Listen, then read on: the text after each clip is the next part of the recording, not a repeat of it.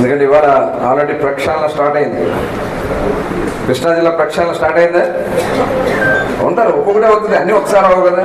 అన్ని మురుక్కాలకు ఒకసారి తీయలేం కదమ్మా, ఒక్కొక్క కాలం ఒక్కొక్కసారి తీసుకుంటారు.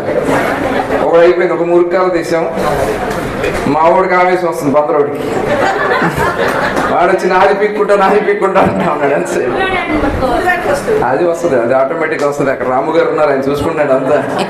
చూసారా, కళ్ళు మూసుకుని ఆయన అంతా. ఎందుకంటే వాళ్ళు అర్థం కావట్లే.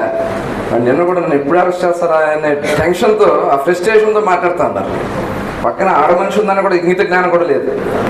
సొంత భార్యనేమో బియ్యంలో ఎరికిచ్చాడు, మావిడిని తీసుకెళ్ళినట్టుగా కూర్చున్నాడు. ఆవిడ ఎందుకు తీసుకెళ్తా, నిన్ను తీసుకెళ్తారా, నేను కంగారు పడమాక, నువ్వే మా టార్గెట్. నేను చేసింది నువ్వు.